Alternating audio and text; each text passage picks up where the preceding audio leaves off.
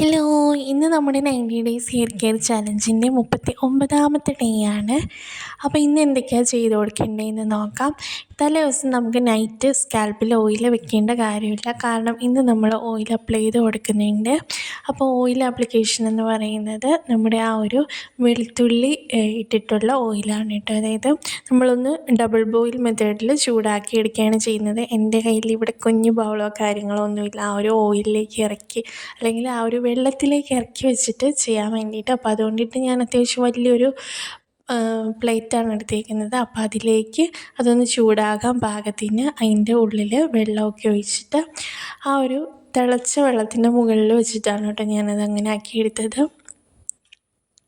അപ്പോൾ നിങ്ങൾക്ക് എങ്ങനെ വേണമെങ്കിലും ചെയ്തെടുക്കാവുന്നതാണ്. അതായത് നിങ്ങളിപ്പോൾ ഒരു അത്യാവശ്യം നല്ലൊരു പാത്രത്തിൽ ചൂടുവെള്ളം തിളപ്പിച്ചതുണ്ടെങ്കിൽ അതിലേക്ക് ഇറക്കി വെച്ചിട്ട് ഒരു കുഞ്ഞു ബൗളിലേക്ക് നമ്മുടെ ഈ ഒരു വെളുത്തുള്ളി, ഒരു വലിയതാണെങ്കിൽ ഒരെണ്ണമോ രണ്ടെണ്ണമോ മതിയാകും. അല്ലാന്നുണ്ടെങ്കിൽ ചെറിയതാണെങ്കിൽ ഒരു 3 എണ്ണമൊക്കെ എടുത്തോളൂ. അത് നന്നായിട്ടൊന്ന് തൊലി കളഞ്ഞ് വൃത്തിയാക്കി എടുത്തിട്ട് എന്താ പറയുക, നന്നായിട്ട് ചെറിയ പീസാക്കി കട്ട് ചെയ്തെടുക്കാം. അല്ലാന്നുണ്ടെങ്കിൽ നിങ്ങൾക്ക് വേണമെങ്കിൽ ചതച്ചെടുക്കാം, രണ്ടായാലും മതി.